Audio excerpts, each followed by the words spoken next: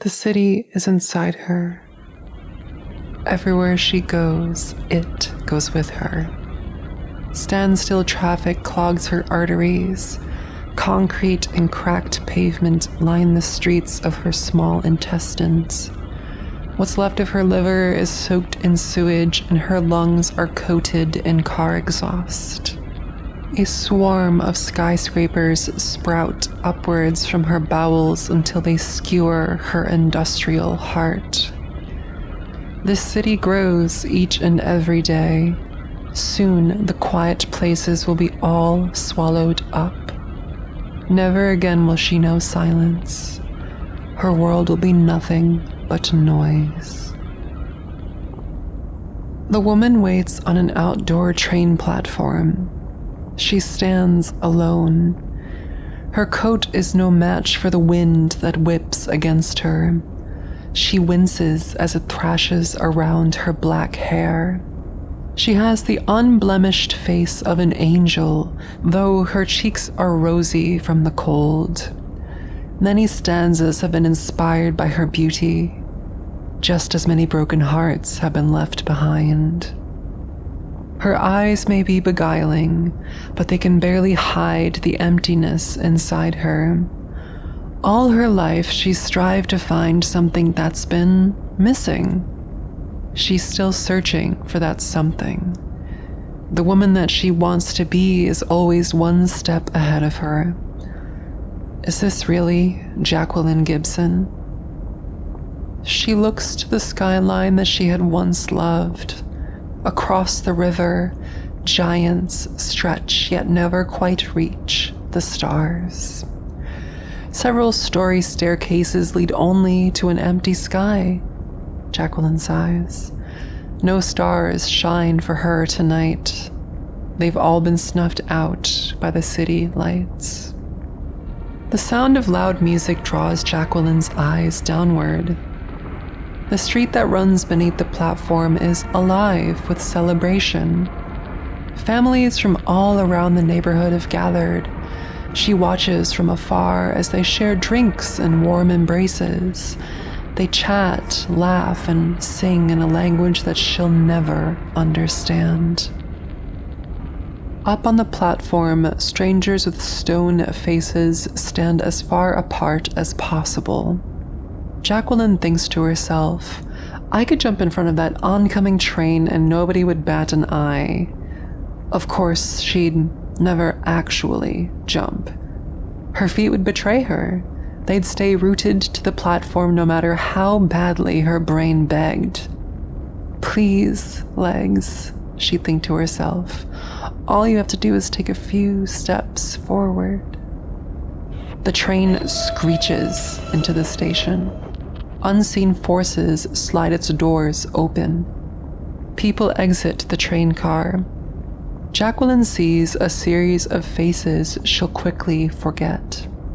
An impression of a tear-stained woman lingers longer than most. What was she crying about? Jacqueline wonders as she takes her seat. The doors shut by themselves. It's a Friday night. The train is packed. For some reason, several people are still unaware that headphones have been invented. Their phone speakers crackle as they watch videos at max volume. A woman starts screaming at a child. The child cries even harder. Men explode with laughter. It echoes across the train car. A mass of barbed wire wraps around Jacqueline's body. It compacts her chest more and more tightly. Her lungs have less space to expand. She has no room to think. Each successive sound pounds another nail into her skull. Whatever willpower she has left is devoted towards one goal. Keep it together, she tells herself. Keep it together. She prays that her headphones are in her purse.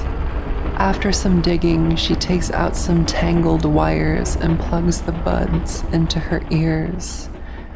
A blanket softens the sharp soundscape. It reminds her when she'd float on her back in the Battenkill. She'd dip her ears in the water and feel so far away from the world. She slides the jack into her phone.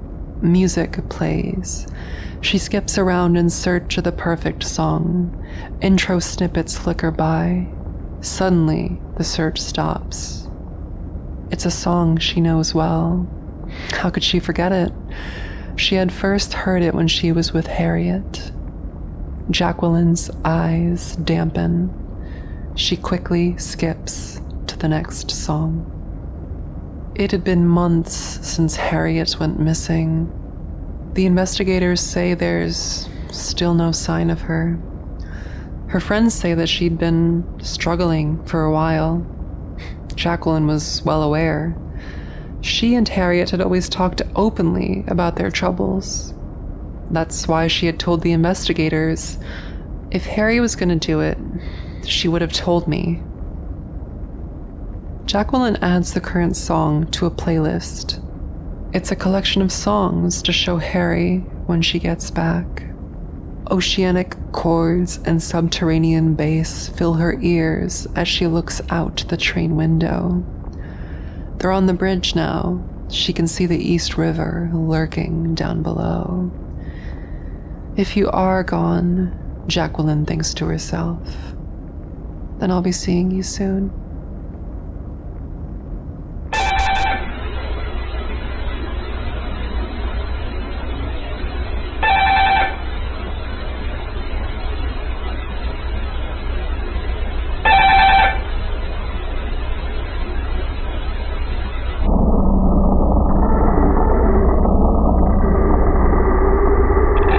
Jacqueline stands outside the front door.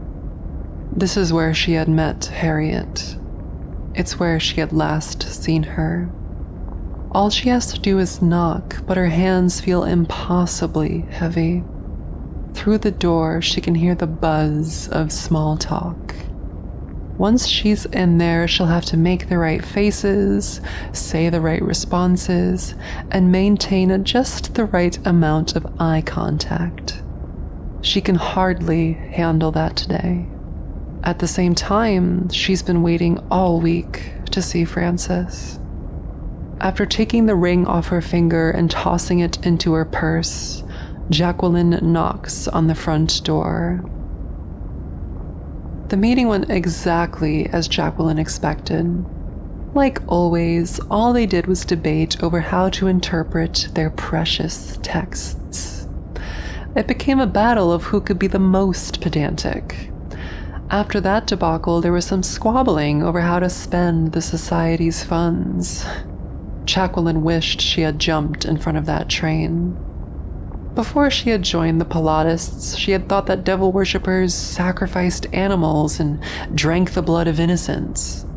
Instead, they're serving tea and sweets while reciting satanic verse. That said, Jacqueline envies their conviction. She wishes that she could believe in anything. Not to mention, this is one of the few places that embrace people of her persuasion. Unlike anywhere else, she can at least pretend like she belongs. She's on a first-name basis with everyone. Some of them even seem happy to see her, too. especially the women. They smile at her in a certain way. Jacqueline looks across the room, then gives that same smile to Frances. Frances was a shining star in a light-starred sky. When Jacqueline looks at her, she becomes a different Jacqueline. For a brief instant, she's the Jacqueline Gibson that is happy.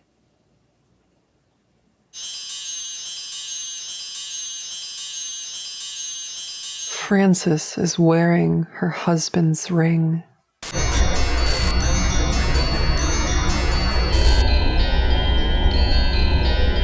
No matter, Jacqueline thinks to herself.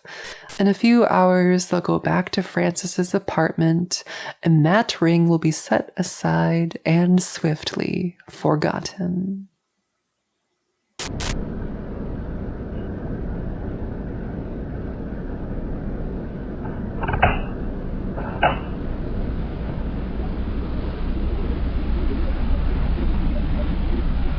Those hours pass. Frances is bent over her marital bed. The side of her face is pressed down into the disheveled sheets. Her curls fan outward in a breathtaking bouquet. As Jacqueline grabs her by the hips, she thinks to herself, "Now, let's see all those lovely faces you make."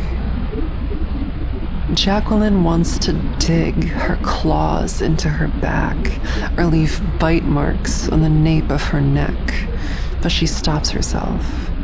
Frances's husband will be back the next day. Surely he'd see the damage done. Who cares? Jacqueline thinks to herself. I have a right to mark what's mine. One of these days I'll send her back to her husband all scratched and bruised. I'd love to see the look on his face. It's her husband's fault for being so oblivious.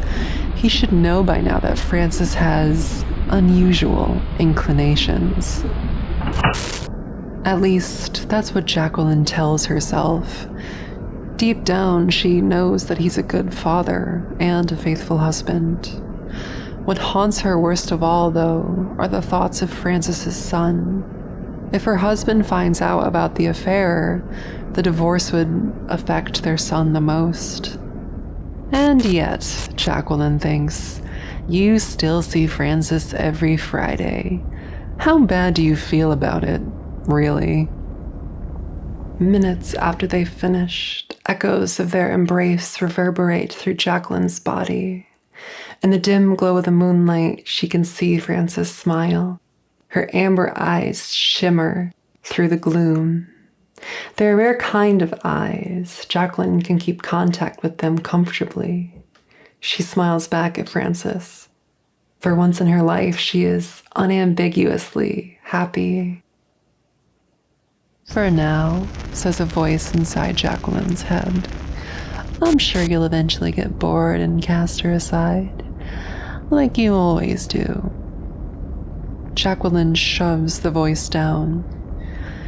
Let me have this moment, she thinks. Don't take this from me, too. The sound of Frances's voice rescues her from her thoughts. Who's holding who tonight? Jacqueline hesitates. She's the one who's been held for the past few Fridays. Roll over, Frances says. Jacqueline turns to her other side. Frances wraps her arm around her waist. Her other hand searches through the sheets. Its calloused fingers glide along the soft palm of Jacqueline's hands. Their fingers fit together as if they were always destined to connect. Jacqueline turns her head back as far as she can for a goodnight kiss. She gets several. For a brief while, Jacqueline forgets about death. She closes her eyes and falls asleep in Frances's arms. Jacqueline opens her eyes. A sliver of sunlight squeezes in through a gap in the blackout curtains. It is sublimely quiet. All she can hear is the white noise machine and the sound of someone breathing. Beside her, a bundle of blankets swells and contracts with each consecutive breath. That clump of sheets leads up to a sleeping face. It belongs to her husband, Gregory. She's back in that place that she pretends to call home. In her heart of hearts, she knows that her home is nowhere. She looks to the foot of the bed. Beatrice is curled into a fuzzy croissant. They make eye contact. Beatrice unfurls, stretches, then slinks her way upward. She headbutts Jacqueline's hand and swishes her squirrely tail. Her eyes close with contentment as Jacqueline scritches under her chin. Beatrice is a tiny blessing in a terrifying world. As Beatrice purrs in her ear, she studies Gregory's face. He looks so peaceful when he sleeps. Soon he'll awaken. Stress will wrinkle his face and burden his brow. His brain will be inundated with a constant barrage of thoughts. For now, however, he is free from the curse of consciousness. He sleeps like a cherub on a cloud. A pit opens up inside Jacqueline. It's going to kill Gregory when he finds out about Frances. Is this really how she repays him? He had tried so hard. He did everything he could to make her time in the city more tolerable. Whatever she had wanted, she had got. Money had hardly mattered to Gregory. No expense was too steep if it would bring her some relief. Now that she's bled his coffers dry, she's gonna run off with some woman she just met. She wishes that Gregory had given up on her. Instead, he had made the mistake of trying to save her. Oh, Gregory, she thinks. You got to me too late. If only they'd met sooner, maybe then he could have saved her. A decade earlier, her soul might have still been salvageable. Since then, she slipped deeper and deeper into the muck. Every disappointment placed another stone in her pocket. Her legs buckle beneath their weight. At this rate, she'll never climb her way out. She's up to her neck in filth, and the stones are far too heavy.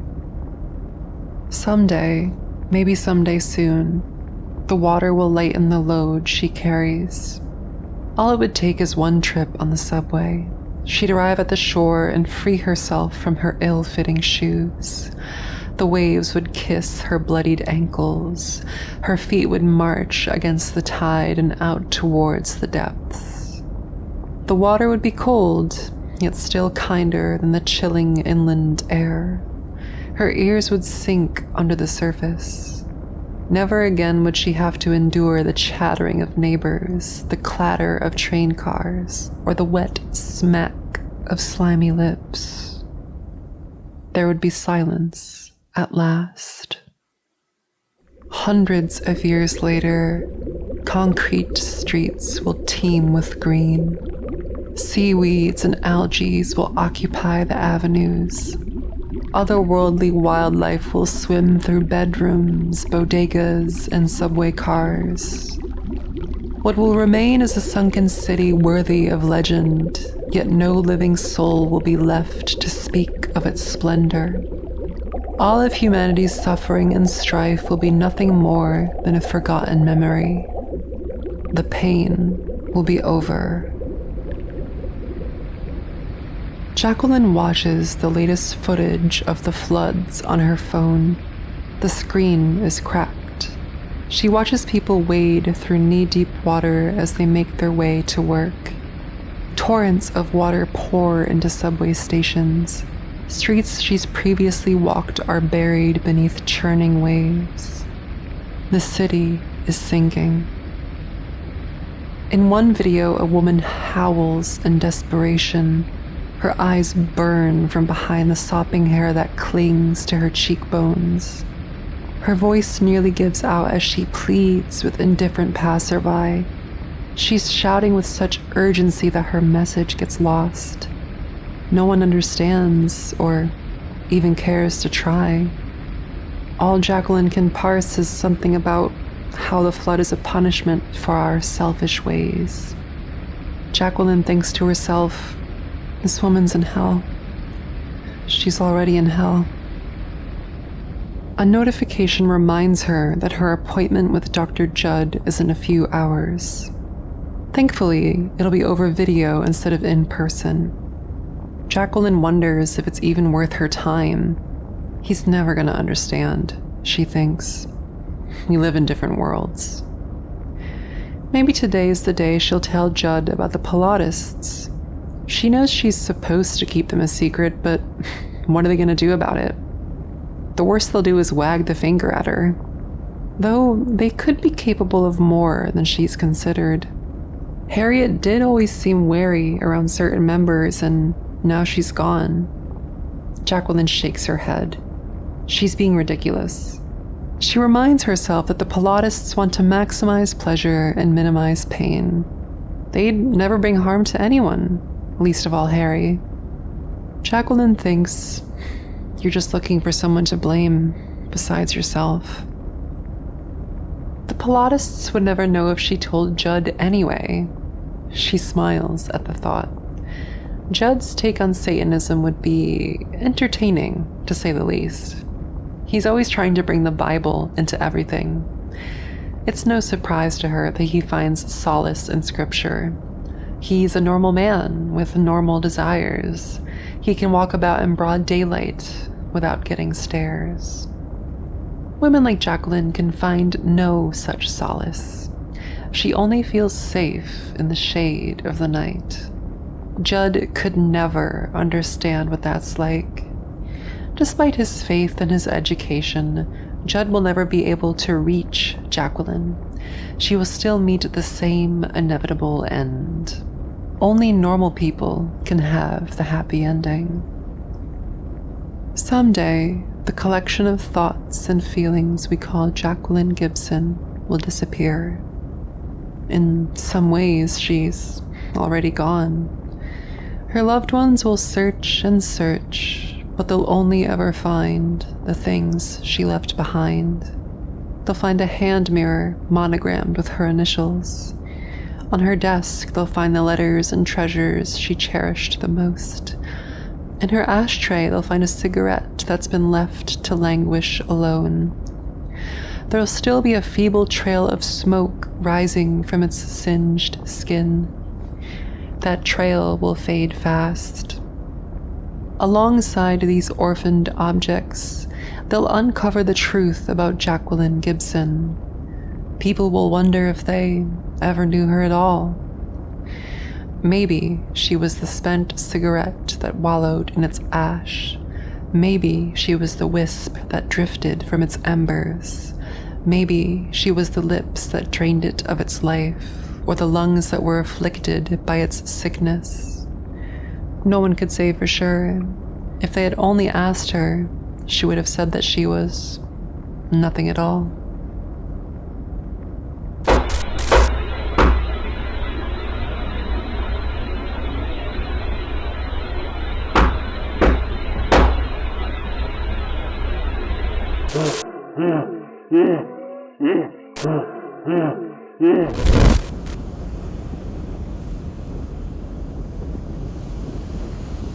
Jacqueline's toes sink into the cold sand. The rising tide reaches out to kiss the soles of her feet. Her shoes are in her hands. Stones are in her pockets. She takes a shoe and shoves her phone inside its mouth. After setting the shoes aside, she wonders why she's keeping her phone dry at all. She won't need it after this. Something tells her that they don't have cell service at the bottom of the sea. Jacqueline steps towards the waves. She has to get this over with. As the swelling tide swallows her ankles, she suddenly stands still. She had failed to consider an important question. If I do this now, she asks herself, who's going to feed Beatrice? Gregory won't be back from upstate till late Sunday. It's only Friday now. Beatrice would go hungry for the whole weekend. How could I overlook something so obvious? She asks herself, though she already knows the answer. Even she was surprised that she'd ended up at Coney Island. Instead of months of meticulous planning, she had left the apartment on an impulse. She'd been in such a hurry that she'd forgotten her headphones. The pain had simply been too much. It had to end, and it had to end fast. Now, she was a few footsteps away from the exit, with no hope of escaping. I still have another chance, she thinks. There's plenty of weekend left. Maybe she could come back Sunday morning after she feeds Beatrice. This time, she'll have it all thought out. Every possibility will be planned for. She'll finally put an end to the incessant noise. She turns her back to the breaking waves. As she walks away, she hears a voice from behind her. It is a voice comprised of an entire choir of voices. They speak in a hushed whisper that blends with the soft shush of the waves. These individual murmurs combine into a collective boom. Though they are a multitude, every syllable is spoken in perfect sync. This voice of one yet many says, "Don't go back." Jacqueline stops. She looks back to the sea. The sea speaks to her. "Only pain awaits you," it says in its voice of many voices. Jacqueline wonders, does she really want to go back? The suffering in the city is all-encompassing. Even from the beach, she can hear the sounds of sorrow. In the distance, there's an argument between two screaming people. Cop cars whine as they terrorize the streets. A man slurs the lyrics of an old love song between swigs from his 40-ounce. Is this the kind of world she wants to live in? Her train of thought is derailed by a different sound. For a moment, Jacqueline is reminded that sweetness can be found amidst the misery. She hears someone laughing with unbridled joy. It's one of the sounds she'll miss when she's down on the ocean floor. Jacqueline reminisces over the other sounds she'll miss the most. She remembers doing duets with her sister and their most over-the-top opera impressions. She thinks of Gregory's laugh and how they'd go back and forth making silly sounds till their sides hurt. Sometimes they'd echo each other in goblin-esque grumbles. Other times they'd chitter like mischievous woodland creatures. Jacqueline smiles. It occurs to her that, quite oftenly, the quietest sounds are the most beautiful. On countless occasions, she had found comfort in Beatrice's purring. Her entire body would vibrate as she'd make little biscuits in the air. Similarly, she had always been soothed by the hum of Harriet's voice. It rumbled and crackled like the warmest of fires. Her thoughts then drift to Frances. When Frances sleeps beside her, the way that she breathes is like a slight breeze through rippling leaves. She remembers how, over the blaring fanfare of arcade cabinets, she had heard her whisper the words, "I love you." Jacqueline wants to hear those words again. "Love never lasts," the sea reminds her. "Joy always fades." Jacqueline turns to face the mainland. Beyond the boardwalk, she can see the Ferris wheel. Its gondolas are empty, and its lights have gone dark. She imagines that its metal must be cold to the touch.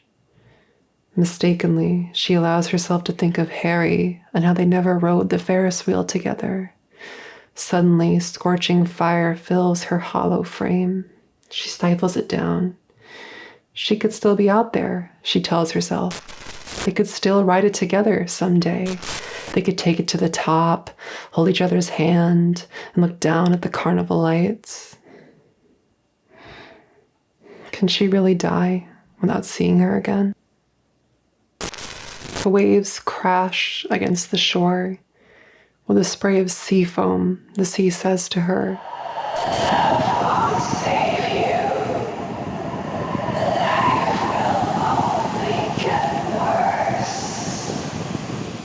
Jacqueline turns back to the sea. She looks off across its endless expanses. After a moment's reflection, she nods to herself. She says, I know. She takes one last look at the inviting tides. Goodbye, sea. We'll meet again someday. She turns away from the waves. Ahead of her, the city looms. She takes the first step towards its towering giants. The sea beckons to her as she leaves the beach behind. It only tells her what she already knows. Her path has been set. Knowing full well what awaits her, she walks back towards the pain, the disappointment, and the people who hold her heart. Thank you.